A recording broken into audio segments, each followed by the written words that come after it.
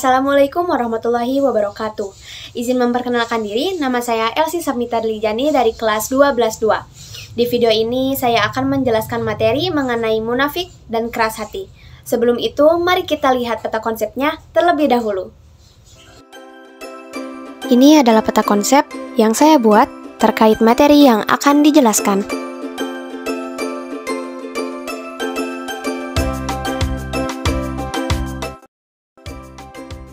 Pengertian munafik. Nifak atau yang sering disebut munafik adalah sikap manusia yang selalu bermuka dua. Apa yang ditampakkan tak sama dengan keadaan yang sebenarnya. Allah Subhanahu wa Ta'ala berfirman dalam Quran Surat Al-Baqarah ayat 8 yang berbunyi, A'udzu billahi minasyaitonir rajim. Bismillahirrahmanirrahim. Wa minan nasi man yaqulu amanna billahi wa bil yaumil akhir wa ma hum bimu'minin. Yang artinya, di antara manusia ada yang berkata, kami beriman kepada Allah dan hari akhir. Padahal sesungguhnya mereka itu bukanlah orang-orang yang mukmin. Ciri-ciri orang munafik menurut hadis ada 3. Di antaranya, apabila berkata, ia berdusta, apabila berjanji, ia mengingkari, dan apabila diberi amanat, ia berkhianat. Coba kalian lihat gambar ilustrasi pada samping kanan. Orang yang munafik berkata tidak sesuai dengan hatinya. Orang munafik selalu mengatakan sesuatu yang tidak sesuai dengan perbuatannya, serta bermuka dua.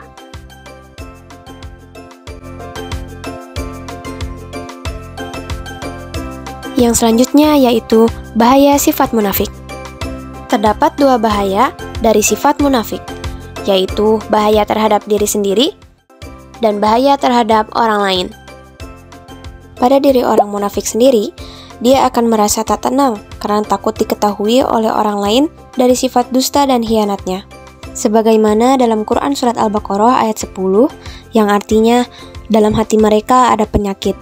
Lalu ditambah Allah penyakitnya, dan bagi mereka siksa yang pedih disebabkan karena mereka berdusta. Selain itu, menjadi munafik akan merusak keimanan, psikisnya terganggu, dan tidak akan dipercaya karena omongannya yang selalu berdusta. Bahaya sifat munafik terhadap orang lain diantaranya dapat menimbulkan fitnah, terjadi perpecahan, melarang orang lain untuk berinfak, dan merusak tatanan harmoni dalam kehidupan masyarakat karena tindakan dan niatnya yang buruk.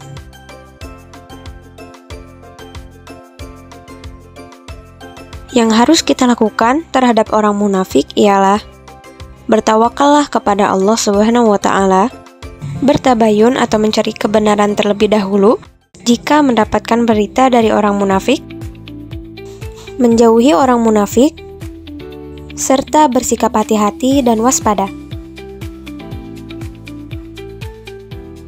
Selanjutnya, materi keras hati.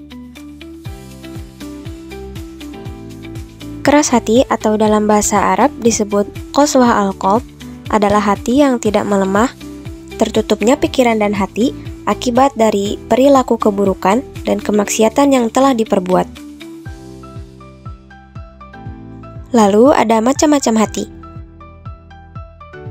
Hati dibagi menjadi 3. Yang pertama ada hati yang sehat atau qalbun salim.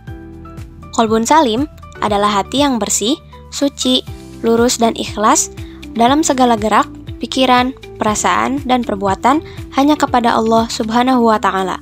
Kata qalbun salim berasal dari 2 kata bahasa Arab, yaitu qalbun yang berarti hati dan salim yang berarti bersih, suci, dan lurus. Yang kedua ada hati yang mati atau mayyit al-qalb. Mayyit al-qalb adalah hati di mana iman tidak masuk ke dalam hati seseorang karena telah dikuasai oleh hawa nafsunya. Dan yang ketiga, ada hati yang sakit atau marid al-qalb. yang merupakan hati yang hidup tetapi mempunyai penyakit.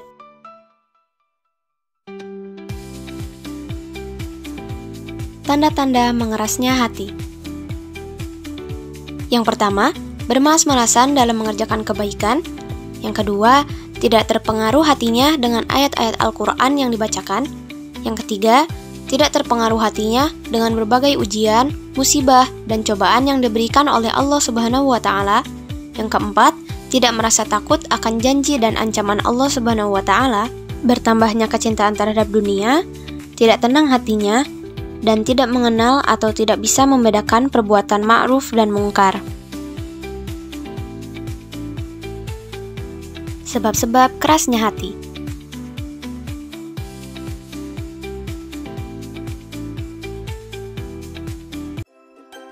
Perbedaan antara munafik dan keras hati.